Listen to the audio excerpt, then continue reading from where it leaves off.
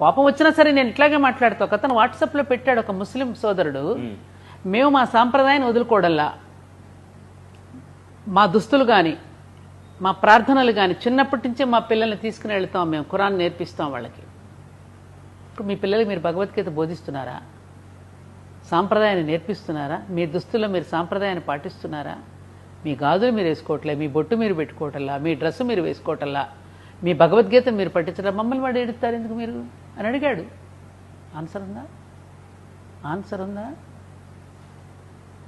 ఎంతవరకు మనం ఏం చేస్తున్నాం?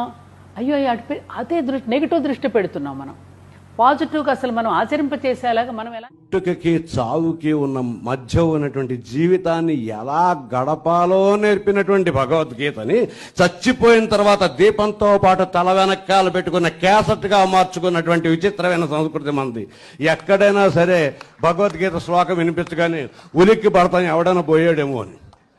బతకడానికి చెప్పిన గొప్ప తాత్వికత భగవద్గీత. విలియమ్స్ ఆవిడ ధైర్యంగా చెప్పుకుంది, అంత అంతరిక్షంలో 6 నెలలు ఉన్నా నేను భయపడకపోవడానికి 2 కారణాలు. నేను అంతరిక్షంలోకి కూడా నాతో పట్టుకెళ్లినవి 2. ఒకటి వినాయక ప్రతిమ, 2 భగవద్గీత. నేను ఎక్కడికి వెళ్ళినా ఈ 2 పట్టుకెడతాను. వినాయకుడు నా చెంతనుండగా, భగవద్గీత నా పక్కనుండగా నాకు అపజయం లేదని చెప్పుకుంది. ఆ రెండిటిని తనతో పాటు అంతరిక్షానికి కూడా